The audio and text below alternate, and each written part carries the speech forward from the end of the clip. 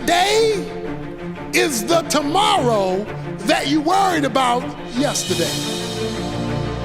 He says, so do not worry about tomorrow, for tomorrow will care for itself. Each day has enough trouble of its own. Ain't that the truth?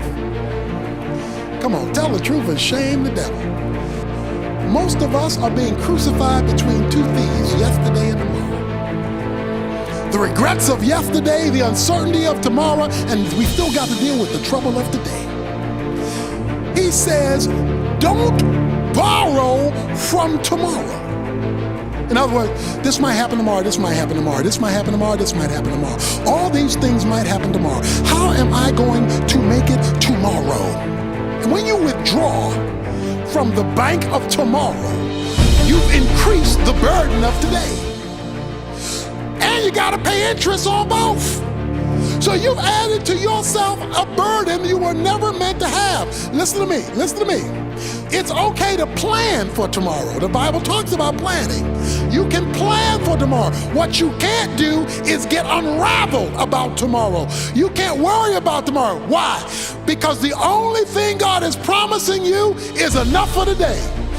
Lamentations 3:23, his mercies are new every day. Give us this day our daily bread. God is only guaranteeing you today. So when you start thinking about tomorrow, you've gone further than God has promised. Well, what about tomorrow? He'll meet you there. Today has enough trouble of its own.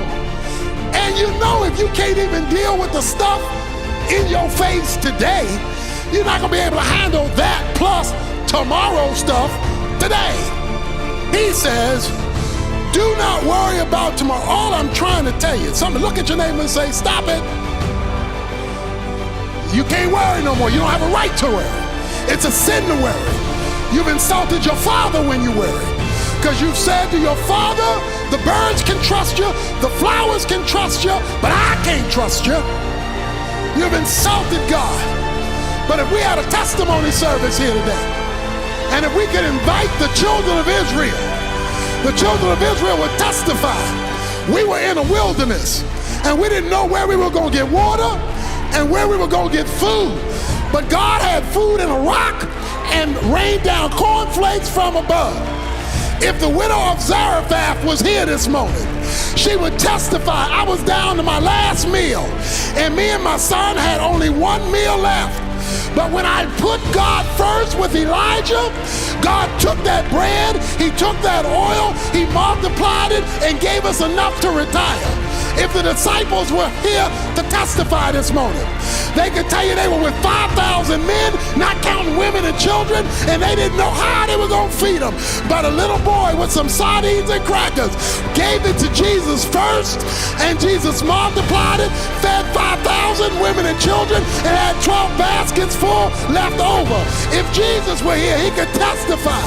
From John 6, I am the bread of life.